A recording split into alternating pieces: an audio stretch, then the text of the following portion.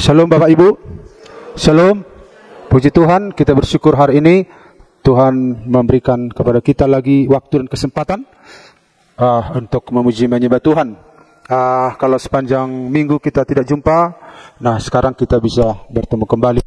Dan kami berterima kasih kepada Bapak Ibu saudara sekalian buat dukungan Bapak Ibu sehingga kami bisa menyelesaikan studi dengan baik. Dukungan berupa doa, berupa dana, pemberian-pemberian, dan berupa motivasi. Kiranya Tuhan memberkati Bapak Ibu sekalian dan kiranya apa yang Tuhan berikan kepada kami bisa bermanfaat untuk kerajaannya, untuk kemuliaannya. Amin.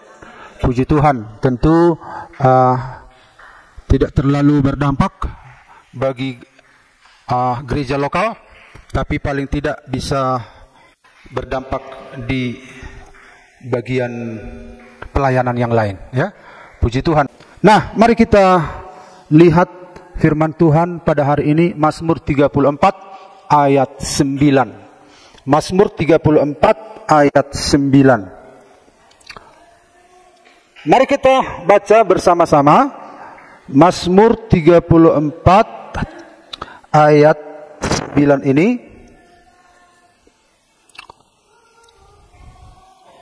Hitungan yang ketiga. 1, 2, 3. Kecaplah dan lihatlah betapa baiknya Tuhan itu. Berbahagialah orang yang berlindung padanya. Sekali lagi 2, 3 ya. Kecaplah dan lihatlah betapa baiknya Tuhan itu. Berbahagialah orang yang berlindung padanya. Haleluya. Nah, Bapak Ibu saudara sekalian, kita akan melihat sedikit renungan firman Tuhan tentang betapa baiknya Tuhan kita. Betapa baiknya Tuhan kita. Nah, mari kita lihat Bapak Ibu, Mazmur 34 ayat 9 tadi di dalam ayat terjemahan baru, kecaplah dan lihatlah betapa baiknya Tuhan itu, berbahagialah orang yang berlindung padanya. Dalam bahasa Indonesia sehari-hari, rasakan sendiri betapa baiknya Tuhan. Nah, Bapak Ibu perhatikan di sini ada huruf besar Tuhan, ya, Tuhan. Berbahagialah orang yang berlindung padanya. Dai jala idahamu dengan bahasa ni Jehovah. Martua mabawa namar haposan tu ibana. Jadi Tuhan ini disebut Jehovah. Jadi kalau kita masih ingat Bapak Ibu bahwa Allah sesembahan kita itu namanya Yahweh. Allah sesembahan orang Israel itu namanya Yahweh. Jehovah, Yahweh, ya. Yahweh ini jadi manusia, namanya Yesus. Jadi untuk mengenal Allah yang tidak kelihatan itu, Yesuslah yang menampilkannya. Jadi Allah yang kelihatan hanya ditampilkan oleh Yesus Kristus. Allah yang tidak kelihatan itu, Allah yang benar itu, Allah yang benar-benar ada, hanya ditampilkan oleh Yesus Kristus. Karena Alkitab mengatakan Yesus adalah gambar dan wujud Allah. Jadi untuk mengenal Allah yang benar, itulah Yesus Kristus. Nah, kenapa dilarang di zaman dulu menyembah berhala? Karena berhala itu adalah imajinasi.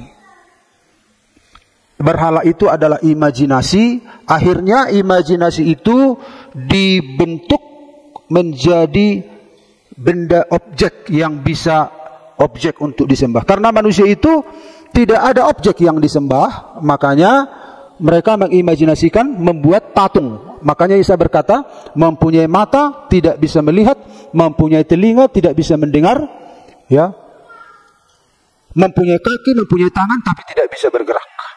Karena pada umumnya manusia itu cenderung untuk menyembah objek yang real, ya. Karena manusia itu tidak bisa menyembah objek yang abstrak, yang adalah roh. Maka manusia itu berimajinasi membuatkan patung berhala. Nah, Tapi Tuhan melarang menyembah berhala atau patung. Sampai datang gambaran Allah yang benar, yaitu objek yang real, yaitu Yesus Kristus. Jadi objek penyembahan kita itu adalah Yesus Kristus. Dia tidak perlu diimajinasikan karena dia sudah jadi manusia, ya. Nah, di sini kita lihat Bapak Ibu betapa baiknya Tuhan dalam. Jadi kalau disebut Tuhan itu berarti YHWH, ya, YHWH. Nah, nggak usahlah kita perdalam tentang itu, langsung saja kita lihat poin-poinnya. 3 kebenaran tentang kebaikan Tuhan kita. Yang pertama kita lihat kebaikan adalah perwujudan sifat Tuhan. Nah, kalau kita melihat Bapak Ibu di dalam Matius 19 ayat 17, di sini saya tidak siapkan, Bapak Ibu bisa mungkin membaca. Matius 19 ayat 17. Silakan.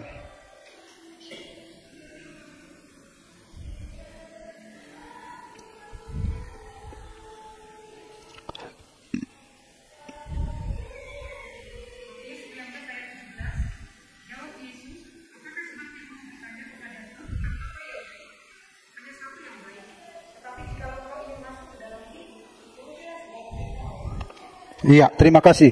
Lalu kita lihat lagi di dalam Markus.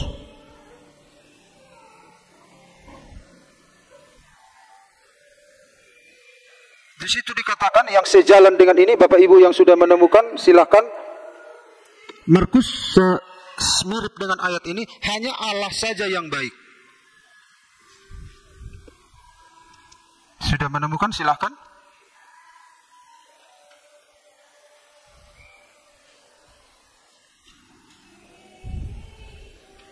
Oke, Markus 10 ayat 18, silakan.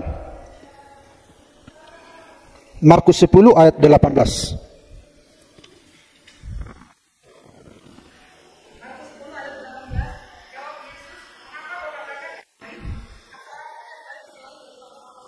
Iya. Yesus berkata, "Mengapa kau katakan aku baik?" Karena ada seorang yang berkata kepada Yesus, ayat 17, "Guru yang baik, apa yang harus kuperbuat untuk memperoleh hidup yang kekal?" Nah, Yesus menangkap perkataan orang ini, guru yang baik. Nah, lalu jawab Yesus. Yesus belum menjawab pertanyaannya, tetapi Yesus mengoreksi, mencari tahu seberapa paham orang ini memahami pertanyaannya, ya. Jawab Yesus, "Mengapa kau katakan aku baik? Tak seorang pun yang baik selain daripada Allah." Jadi Yesus sedang memastikan, karena saudara-saudara dalam perjanjian lama yang menyandang gelar baik adalah Yahweh. Kalau kita lihat tadi dari ayat ini. Jadi kalau dalam Pemazmur, Tuhan itu baik, Tuhan itu baik, Tuhan itu baik. Jadi yang menyandang gelar baik itu Tuhan Yahweh. Nah, Allah sesembahan orang Israel. Nah, kata baik di dalam bahasa aslinya itu tov, kalau nggak salah. Bahasa Yunaninya agatos. Makanya ada orang bernama Agatha, ya, Agatha, baik, agatos. Nah, agatos ini adalah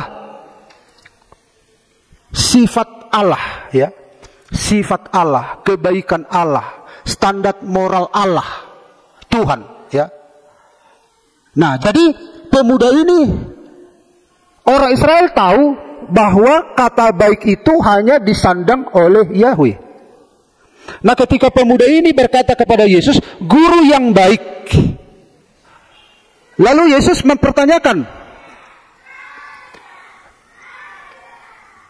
gelar untuk kata baik itu hanya Yahweh. Makanya dalam Pemazmur banyak sekali tentang baik. Jadi kata baik gak sembarangan. Ada 2 istilah baik dalam Alkitab Perjanjian Baru, yaitu agatos dan kalos, ya. Nah, kalos ini kebaikan biasa, ya. Tapi agatos itu kebaikan karakternya Tuhan, ya. Karakternya Tuhan. Makanya disebut dalam Galatia 5 ayat 22, buah roh adalah kebaikan. Kebaikan itu agatos, karakter ilahi, ya. Karakternya Tuhan.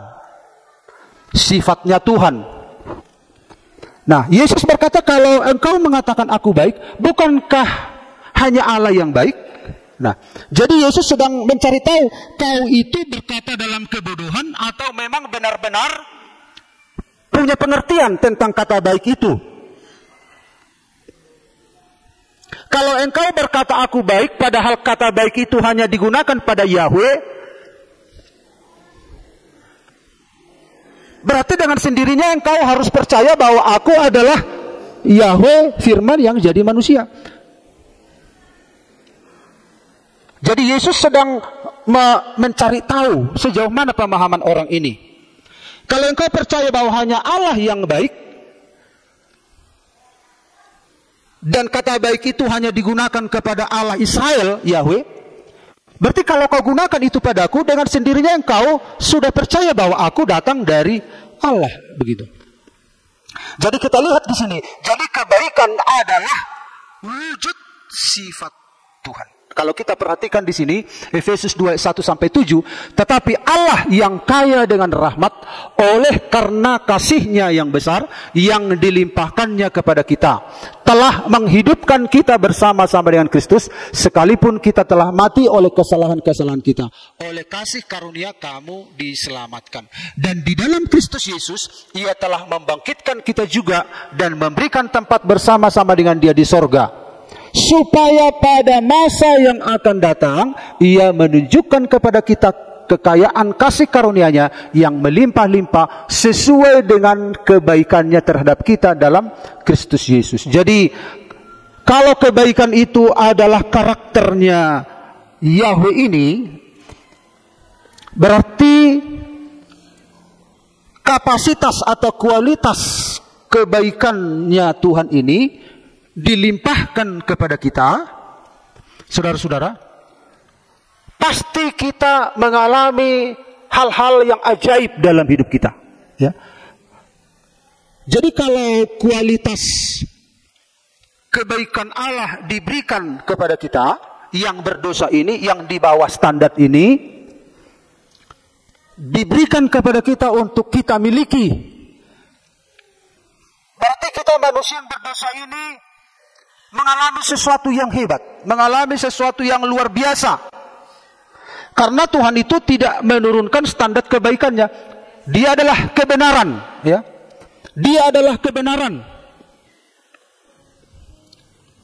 Jadi beda dengan kebaikan kita. Kalau dikatakan dalam kitab Yesaya, segala kebaikan manusia bagaikan kain kotor. Jadi seringkali rancu antara baik yang menurut manusia, baik menurut Tuhan, ya.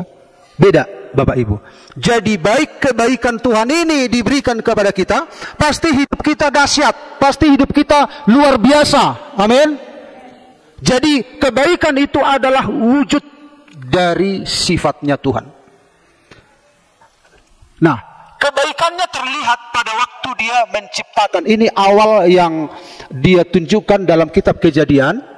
Kalau kita perhatikan, sifatnya yang baik ditunjukkan saat menciptakan alam semesta. Coba dibaca dulu Kejadian 1 ayat 4. Kejadian 1 ayat 4, ganti Nikolas. Ini ayat 10, Pak Given. Ini Pak Given. Ayat 12, Bu Given. Supaya apa dulu Bu Given? Kita dengar suaranya Bu Given, ya. Ayat 12. Ayat 18. Bu Yohana, bukan Bu Yohana. Saudari Yohana. Ayat 21, Saudari Mirza, ya. Ayat 25, Saudara Wane. Oke, ayat 26, Saudari Deborah, ya. Ayat 31, kaum muda saja, ya, Saudari Joyce. Udah dapat bagian masing-masing? Oke, ya. Oke, Nikolas dulu. Ya. Allah melihat bahwa terang itu baik, lalu memisahkannya lah terang itu dari gelap. Allah melihat bahwa terang itu baik, terus. Kejadian 1:10. Lalu Allah menamai yang kering itu udara, dan kumpulan air itu dinamainya laut. Allah melihat bahwa semuanya itu baik. Allah melihat semuanya itu baik, terus. Kejadian 1 ayat 12, tanah itu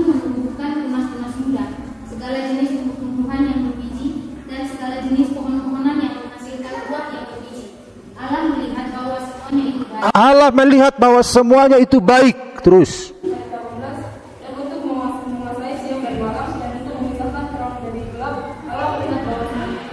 Allah melihat semuanya itu baik. Terus. Ayat 21, Allah menciptakan binatang-binatang laut yang besar dan segala jenis makhluk hidup yang bergerak, berkeliaran dalam air, serta segala jenis burung bersayap. Allah melihat bahwa semuanya itu baik. Allah melihat bahwa semuanya itu baik. Terus. Ayat. Ya. Jika segala jenis binatang liar dan segala jenis ternak dan segala jenis binatang merata di muka bumi. Allah melihat bahwa semuanya itu baik. Allah melihat semuanya itu baik, Deborah. Baiklah kita menjadikan manusia menurut gambar dan rupa supaya mereka berkuasa atas ikan-ikan di laut dan burung-burung di darat dan atas tanah dan atas seluruh bumi dan atas segala binatang melata dan yang lain. Terus. Ayat 31, maka Allah melihat segala yang dijadikannya itu sungguh amat baik. Jadilah petang dan jadilah pagi, itulah hari ke-6. Jadi kita lihat Allah melihat semuanya baik. Tidak ada produk dari Allah itu yang tidak baik. Karena dia punya kualitas ya tertinggi. Jadi semua yang karya-karya Allah itu baik. Tidak ada yang tidak baik. Itu sifatnya. Itulah karakter Allah kita. Bahkan rancangan-rancangan Allah pada kita itu rancangan yang baik. Karena Allah kita hanya memproduksi yang baik. Tidak ada yang tidak baik. Makanya nanti di akhir, di poin yang ketiga kita akan lihat nanti bagaimana anak-anak Tuhan melukiskan tentang kebaikan-kebaikan Tuhan ini. Semuanya diciptakan baik. Saudara dan saya, semuanya direncanakan Tuhan baik. Bahkan ketika kita jatuh dalam dosa, Allah memikirkan yang baik dalam hidup kita. Tidak pernah merancang kecelakaan. Semua yang baik di dalam pikirannya. Nah, kemudian kita lihat sifatnya yang baik terbukti saat manusia jatuh dalam dosa. Ketika manusia jatuh dalam dosa, maka apa yang terjadi? Manusia itu tidak layak tinggal di Taman Eden. Karena Allah itu kudus, maka dosa manusialah yang membuat mereka tidak layak tinggal di Taman Eden. Tetapi apa yang Yesus lakukan? Apa yang Allah lakukan? Untuk menutupi ketelanjangan mereka. Karena mereka sebelumnya adalah berjubahkan, ya, berpakaian kemuliaan. Tidak ada setitik pun di dalam pikiran mereka dosa. Maka kemuliaan itulah yang menutupi mereka. Tapi ketika mereka berdosa, maka mereka tahu bahwa mereka itu telanjang. Maka apa yang terjadi? Allah mengambil kulit binatang untuk menjadi pakaian mereka. Sebelumnya pakaian mereka adalah kemuliaan Allah. Dalam kitab Wahyu nanti dikatakan orang yang menang akan dikenakan pakaian kemuliaan, pakaian kebenaran. Ketika Allah mengambil kulit binatang, berarti binatang itu harus mati. Artinya untuk menutupi segala dosa-dosa manusia harus ada korban. Korban yang pertama adalah binatang. Kulit binatang itu harus berkorban supaya kulitnya bisa menjadi pakaian. Nah, itu nanti gambaran korban selanjutnya sampai datang Yesus Kristus, korban untuk semua manusia, yaitu anak domba Allah yang menghapus dosa seisi dunia. Jadi ketika awal mula manusia jatuh dalam dosa, gambaran pengorbanan ini sudah ditunjukkan. Itulah kebaikan Tuhan. Tuhan tidak mau manusia itu terhilang. Jadi langkah demi langkah dilakukan di sepanjang sejarah, ya. Kebaikan Tuhan itu terbukti pada saat pengorbanannya di kayu salib. Sifat yang baik terbukti pada saat nanti orang yang percaya kepada Yesus walaupun dia mati, akan dibangkitkan. Bukankah kebangkitan itu satu kebaikan? Itu kebaikan Tuhan. Orang yang percaya kepada Yesus walaupun mati akan keluar dari kubur. Artinya kebaikannya itu tidak berhenti. Karena Allah punya rencana yang besar bagi orang percaya. Dan bagi orang yang masih hidup ketika Yesus datang, akan diangkat ke awan-awan. Jadi belum selesai ini pekerjaan Tuhan ini dalam hidup kita. Belum selesai kebaikan Tuhan ini terjadi dalam kehidupan kita. Bahkan kebaikannya itu berlanjut sampai kepada kita berjumpa dengan Dia. Kita akan melihat Dia muka dengan muka.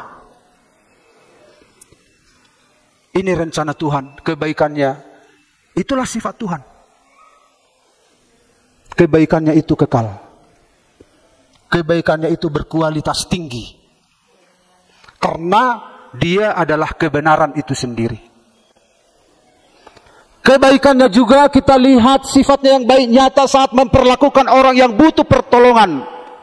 Ketika ada pesta di Kana, mereka kehabisan anggur. Yesus datang mengadakan mujizat, menolong pesta itu supaya yang punya pesta tidak dipermalukan. Air menjadi anggur. Kebaikannya itu juga diwujudkan ketika ada orang yang sakit kusta menyembah Yesus dan mengalirlah kesembuhan. Segala kualitas yang dimiliki Yesus turun. Jadi segala penyakit manusia, dosa manusia, kusta manusia tidak pernah menular kepada Yesus. Justru Yesus yang menularkan kebaikan kepada semua orang. Kalau zaman dulu orang yang kusta itu dijauhi oleh orang, diasingkan. Nah, kusta ini menggambarkan dosa-dosa di zaman sekarang. Tidak ada solusi. Siapa yang menyentuh, maka orang yang menyentuh akan diasingkan dulu berhari-hari. Sampai imam memeriksa kamu sudah tahir atau belum. Nah, artinya najis orang yang menyentuh. Tetapi ketika Yesus berjumpa dengan orang sakit kusta, Yesus menyentuh. Kustanya tidak pindah kepada Yesus, justru kesembuhan yang mengalir kepada orang kusta. Karena kuasa Allah yang dimiliki Yesus. Karena Yesus adalah firman yang jadi manusia. Pemulihannya, kesembuhannya, kekuatannya turun ke atas kita. Makanya semua yang baik datangnya dari Allah, Bapa segala terang. Baginya tidak ada perubahan karena bayangan. Kalau bayangan kan, kalau kita berdiri di bawah sinar matahari, bayangan kita kan pindah-pindah. Kenapa pindah? Berarti berubah. Berubah. Apa? Matahari itu bergeser. Alkitab mengatakan Dia tidak berubah. Amin. Kasihnya, kebaikannya tidak berubah. Kebaikannya juga, saudara-saudara, nyata saat memperlakukan orang yang butuh pertolongan. Ketika ada orang yang sakit pendarahan, kuasa Yesus mengalir kepada wanita ini. Jadi benar-benar setiap orang butuh Dia. Kita membutuhkan Tuhan. Dan pada saat terjadi kematian, Yesus selalu memberikan jalan keluar. Yesuslah jawaban. Dia Allah yang baik. Dia Tuhan yang baik. Makanya pemazmur berkata, kecaplah dan lihatlah betapa baiknya Tuhan itu. Kebaikan Tuhan itu sesuai dengan kualitas Tuhan itu. Haleluya. Kalau Dia menyatakan kebaikannya, bukan kebaikan yang seperti kebaikan manusia, yang kualitas rendah, yang standar rendah. Apa yang dikeluar dari diri Allah itu standarnya tinggi. Perhatikanlah, oleh nafas mulutnya maka bala tentaranya diciptakan, malaikat-malaikat. Dia memanggil semuanya dengan namanya, maka semuanya bermunculan. Sementara manusia tadinya sempurna, manusia itu merosot karena dosa. Karena pengaruh iblis. Pencuri datang hanya untuk mencuri, membunuh, membinasakan. Tetapi aku datang supaya mereka mempunyai hidup, mempunyainya dalam segala kelimpahan. Untuk menaikkan kita kembali. Kalau iblis itu datang untuk menghancurkan hidup kita, membuat kita susah, membuat kita menangis, membuat kita menderita. Karena iblis itu maunya begitu. Mabain hita marsak, mabain hita madeli. Tetapi aku datang supaya mereka mempunyai hidup zoe, hidup ilahi. Hidup ilahi inilah yang mengangkat kita. Kau angkatku di atas gunung batu. Ada yang tahu? Kau angkatku melewati badai. Ku jadi kuat karena kau menopangku. Lebih dari yang dapat ku perbuat. Tuhan itu sifatnya mengangkat. Iblis itu, dunia itu sifatnya menarik ke bawah. Makanya ketika orang percaya kepada Yesus, dia mulai dilatih hidup di alam roh. Untuk ditarik hidup menurut roh. Ditarik oleh gaya gravitasi surgawi. Sementara orang hidup menurut daging, ada gaya gravitasi duniawi. Ditarik ke bawah.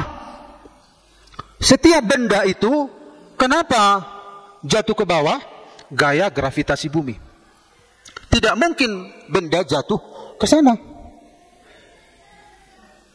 Orang yang percaya kepada Yesus, kata Rasul Paulus dalam kitab Roma, kalau kita hidup menurut roh, kita tidak takluk kepada daging. Kita diangkat oleh gaya gravitasi Allah. Makanya terjadi pengangkatan.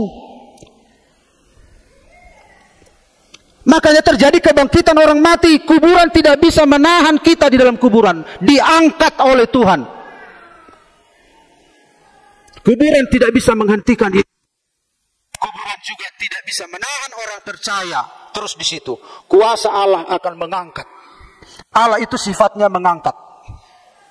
Yang susah dihiburkan, yang sakit disembuhkan, yang berduka dihiburkan, yang mati dibangkitkan. Itulah Yesus kita, itulah Tuhan kita. Amin. Itulah Tuhan kita yang baik. Yang kedua, kebaikan Tuhan jadi alasan kita bersyukur. Karena Dia baik, Dialah alasan kita bersyukur. Bersyukur, bersyukurlah sebab Dia baik. Dalam Mazmur 171, bersyukurlah kepada Tuhan. Nah, selalu huruf besar, maksudnya adalah Adonai, Yahweh itu, yaitu Yesus Kristus. Sebab Ia baik, bahwasanya untuk selama-lamanya kasih setianya. Dalam Mazmur 13 ayat 6, tapi aku kepada kasih setiamu aku percaya, hatiku bersorak-sorak karena penyelamatanmu. Aku mau menyanyi untuk Tuhan karena Ia telah berbuat baik kepadaku. Jadi perbuatan baik Tuhan ini kualitasnya tinggi. Bukan hanya saudara-saudara mencari hati kita, ya. Kebaikan Tuhan ini motifnya untuk mengangkat kita, untuk menyelamatkan kita. Itu motif Tuhan tentang kebaikannya. Ini kita mengalami begini, ya. Loyo, ya kan? Mungkin dia tegak, tapi hatinya loyo seperti ini. Madeli, banyak masalah yang kita hadapi. Ada hal-hal yang tidak kita duga terjadi. Tuhan, beginikah yang ikut Tuhan? Nah, kita dikelilingi oleh masalah-masalah ini. Kata pemazmur, saudara-saudara, tali-tali maut telah meliliti aku, dan kegentaran terhadap dunia orang mati menimpa aku. Aku mengalami kesesakan dan kedukaan. Inilah situasi banyak orang percaya. Nah, tetapi bagaimana? Apa yang harus dilakukan orang percaya? Bersyukur karena kebaikan Tuhan akan memelihara damai sejahtera dalam hati kita. Kalau kita tahu Tuhan kita baik, Dia mengasihi kita, Dia menyelamatkan kita, dan tidak ada satu hal pun karya Tuhan itu yang tidak baik, berarti di dalam masalah ini tidak ada sesuatu yang perlu kucurigai tentang Tuhan. Banyak orang kan curiga tentang Tuhan. Ketika kita punya masalah, jangan-jangan ya nggak sukanya Tuhan sama aku atau bagaimana ini atau bagaimana enggak. Kita sudah dengar firman Tuhan memiliki keberanian menghampiri tahta kasih karunia. Kenapa kita berani? Karena kita sudah anaknya. Kita sudah diperdamaikan. Kita sudah memiliki akses. Bahkan kita sudah dikondisikan untuk berjumpa dengan Tuhan, bersama dengan Tuhan, tinggal dalam kerajaan Allah. Masa depan kita sudah jelas. Dan masa depan iblis juga sudah jelas, sudah tahu. Ketika ada seorang yang dirasuk setan, mengapa engkau, hai anak Allah, datang ke sini? Mengapa engkau menghukum kami sebelum waktunya? Katanya, karena iblis sudah tahu bahwa dia sudah, masa depannya sudah tahu dia, yaitu hukuman. Iblis sudah tahu dia akan masuk ke hukuman, masuk neraka. Dia mengganggu manusia, membuat susah, membuat dia senang kalau menangis, kita terus. Dia senang kalau cemberut, kita terus. Dia senang kalau kita merhoi-hoi. Dia senang kalau kita bersungut-sungut. Itu kesenangannya, itu makanannya. Dia senang kalau kita hidup dalam dosa. Dia senang kalau kita hidup dalam kedagingan. Itu makanannya. Ketika Allah mengutuk ular, karena ular telah membodoh-bodohi si Hawa. Apa hukumannya ular? Dengan perutmu engkau berjalan, dan debu tanahlah menjadi makananmu. Sementara debu tanah itu adalah bahan dasar apa? Manusia. Artinya apa di sana? Manusia itu bahannya dari debu tanah. Sementara makanan ular adalah debu tanah. Artinya adalah manusia yang hidup dalam kedagingan itu sedang memberi makan ular, memberi makan iblis.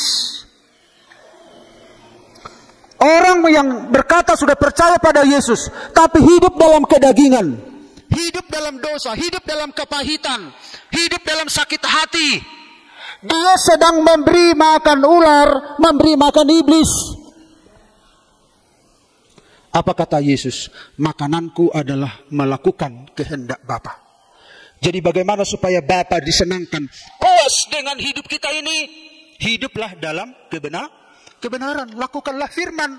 Sementara kalau kita tidak melakukan firman, kita sedang menggemukkan iblis. Saudara sakit hati kepada orang, saudara telah menjamu iblis.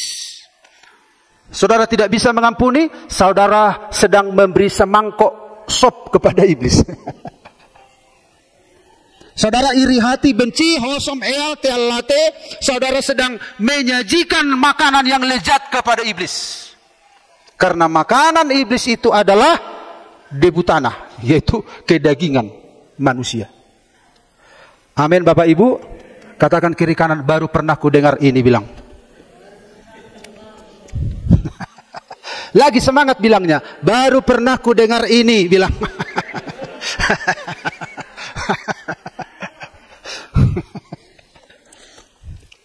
Oke, puji Tuhan. Nah, apa sikap kita kalau keadaan begini? Kita harus apa? Walaupun masih di dalam masalah, kita harus bersyukur karena kebaikan Tuhan. Ya, damai sejahtera ku tinggalkan bagimu. Damai sejahteraku, ya perhatikan ini ku. Damai sejahteraku ku berikan kepadamu. Jadi bukan damai sejahteranya si A, si B, si C diberikan kepada kita. Bukan damai sejahteranya itu diberikan kepada kita. Tapi dikatakan damai sejahteraku. Siapaku ini? Yaitu Yesus, Yahweh yang menjadi manusia, yang punya kebaikannya sempurna. Agathos tadi. Damainya pun kualitasnya ya kualitas Allah. Ya kalau damai saya diberikan kepada saudara, saya kalau agak kenyang ketawa. Kalau lapar becut, kan itu kita, ya kan? Kalau di dompet masih ada warna-warna merah, puji Tuhan, haleluya. Kalau sudah kandas, puji Tuhan. Jadi damai sejahtera kita terbatas melihat musim. Melihat musim. Nah, Yesus berkata, damai sejahtera ku berikan kepadamu, dan apa yang kuberikan tidak seperti diberikan oleh dunia kepadamu. Janganlah gelisah dan gentar hatimu. Jadi damaiku itu berbeda. Apa yang kuberikan itu berbeda. Kalau orang lain hanya bisa tenang ketika kiri kanan tenang, situasi tenang. Tapi damai sejahteraku, aku bisa tenang di tengah badai. Perhatikanlah ketika kita, contohnya begitu, simpelnya, nggak ada, tapi nggak ada begitu kalimatnya, narasinya nggak begitu. Perhatikanlah ketika kita berlayar di Danau Galilea, ada gelombang-gelombang, kalian sudah ketakutan, aku bisa tidur. Aku nggak masalah tentang gelombang.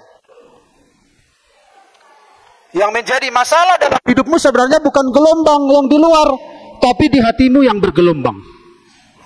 Gelombang di laut masuk ke dalam hatimu, makanya engkau kacau. Itu manusiawi. Tetapi kalau damaiku kuberikan kepadamu, kamu bisa tenang, kamu bisa bersyukur, kamu bisa bersukacita, walaupun solusi belum terlihat. Amin. Belum terlihat. Jadi ketika kita mengalami masalah, kebaikan Tuhan jadi alasan kita bersyukur. Sebab Tuhan baik, bahwasanya untuk selamanya kasih setianya. Bersyukur itu ciri khas anak Tuhan. Bersyukur itu salah satu tanda kedewasaan rohani. Amin. Itu salah satu tanda kedewasaan. Sementara bersungut-sungut itu juga salah satu tanda ketidakdewasaan. Jadi kalau kita sering bersungut-sungut, wah Tuhan, dia udah PHP. Kepala 4 tahun Tuhan, kepala 5 Tuhan. Dah dewasa udah menurutmu Tuhan? Kepala 5 Tuhan, anakku nggak 4 Tuhan. Ya, indikatornya kedewasaan rohani. Hai pendeta, bersyukur. Bersyukur.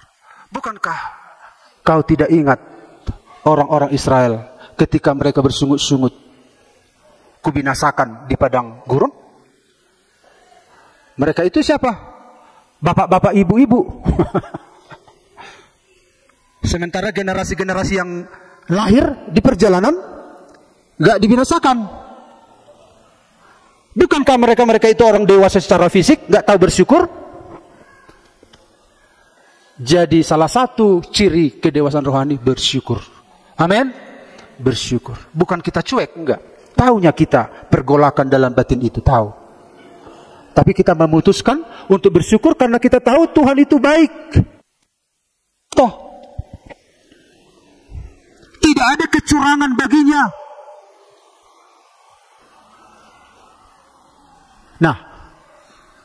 Nah, ketika kita bersyukur, apa yang terjadi? Bersyukur adalah pintu masuk bagi Tuhan untuk menolong. Jadi cara Tuhan menolong kita bukan untuk menghancurkan ini. Hancurkanlah ini Tuhan, supaya aku bersyukur padamu. Enggak. Ada kan orang bilang, berkatilah aku Tuhan, supaya aku bisa bersyukur. Belum tentu kalau sudah diberkati bisa bersyukur. Belum tentu. Tuhan tolonglah, kalau bisa Tuhan aku tidak ngontrak lagi supaya aku bisa selalu bersyukur. Belum tentu kalau sudah punya rumah bersyukur. Bisa dijamin? Apa alasan kita untuk dipenuhi Tuhan supaya kita bersyukur? Tidak ada. Tuhan dengarkanlah doaku. Kalau engkau begini Tuhan, maka aku bersyukur. Kalau ini, maka aku bersyukur. Kalau ini, maka ini. Kalau ini, maka ini. Kalau dipenuhi Tuhan semua, kalau kita, belum tentu maka itu. Belum tentu. Kalau aku punya kereta Tuhan, maka aku akan secepat kilat sampai ke gereja? Belum tentu. Bisa saja waktu jalan kakinya kita cepat ke gereja, gak terlambat. Kalau aku sudah begini Tuhan, maka enggak. Tapi bagaimana cara Tuhan menolong kita menghadapi ini? Bersyukur artinya berikan pintu masuk bagi Tuhan. Bersyukur itu artinya kita memberikan pintu bagi Tuhan. Belajarlah bersyukur di tengah-tengah masalah. Amin. Belajar bersyukur. Akhirnya apa yang terjadi Bapak Ibu? Ketika ada pintu masuk ini, apa yang terjadi? Bersyukur adalah senjata untuk menghancurkan musuh. Jadi musuh akhirnya dikalahkan. Karena Tuhan sudah punya pijakan dalam hidup kita untuk bekerja mengalahkan musuh. Seringkali kan kita, Tuhan kalahkanlah musuh-musuh ini Tuhan. Sementara hati kita, bait Allah. Landasannya Allah untuk bekerja. Itu hati kita. Tapi kalau Tuhan gak punya landasan, yang kita minta adalah Tuhan menolong ini semua. Sementara kita gak punya hati tempat Allah bekerja. Apakah Tuhan tidak bisa melakukan? Sangat bisa. Sangat bisa. Dia yang melakukan mujizat. Tapi badai di dalam ini, cara Tuhan bekerja, Tuhan mau dalam hati kita ada bersyukur. Sehingga syukur itulah memperbesar kuasa Allah. Bekerja leluasa. Akhirnya kita bisa mengalahkan semua masalah-masalah yang terjadi. Amin. Amin.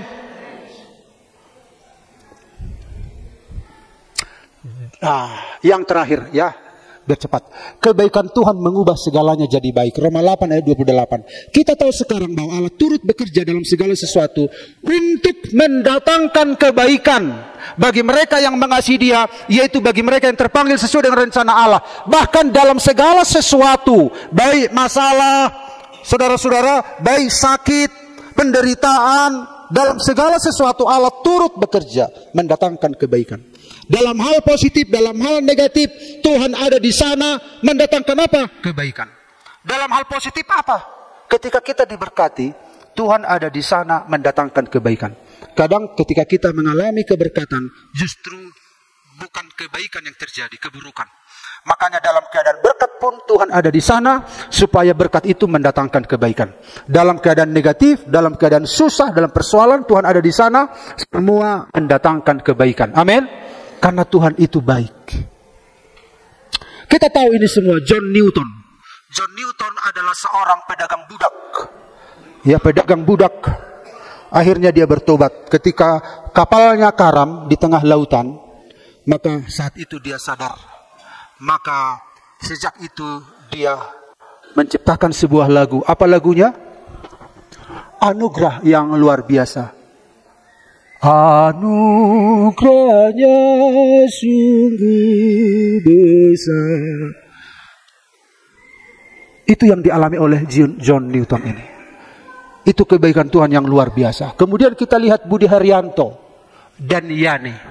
Budi Haryanto adalah seorang pelayan Tuhan. Dia tekun melayani Tuhan. Baik di komsel, baik di gereja. Tapi satu waktu dia mengalami sakit paru-paru. Dan dia akhirnya semakin kurus. Bapak Ibu perhatikan kok seorang yang cinta Tuhan mengalami seperti ini. Dan dia punya anak yang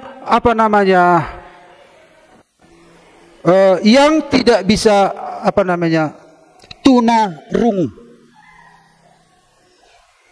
Istrinya namanya Yani. Bapak Ibu perhatikan dia melayani tapi keadaannya begini. Dan dia menuliskan sebuah lagu. Lagu itu dinyanyikan ketika dia mati. Nah, kalau bagi dunia dia adalah orang yang sial. Tetapi di dalam lagu itulah tertuang semua bagaimana dia mengenal Tuhan.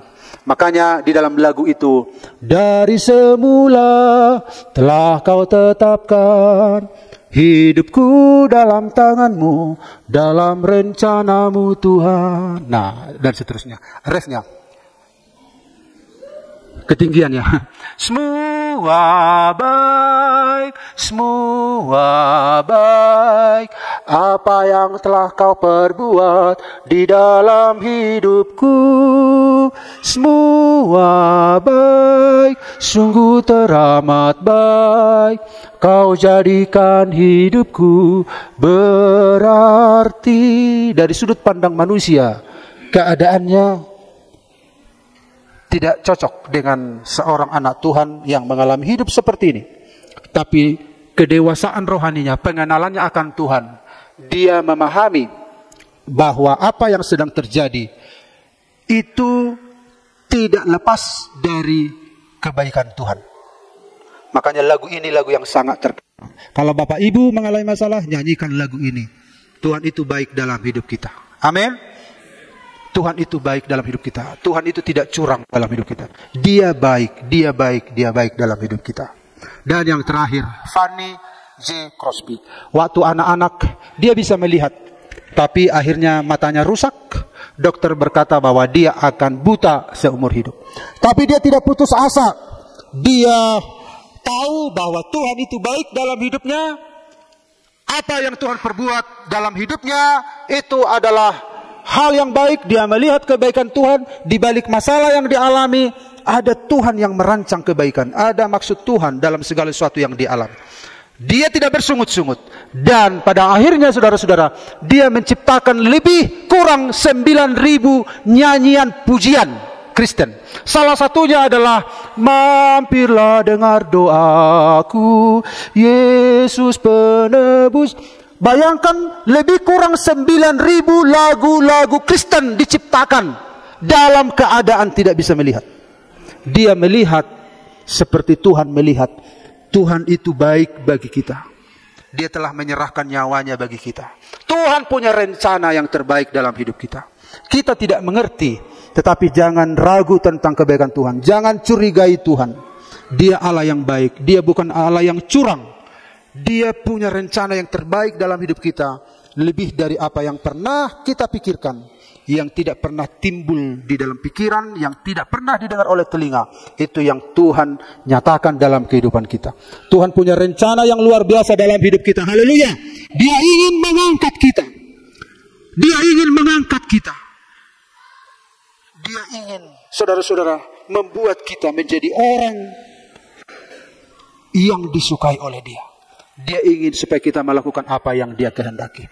Pemain musik silahkan datang ke depan. Kita nyanyikan sebuah nyanyian yang sudah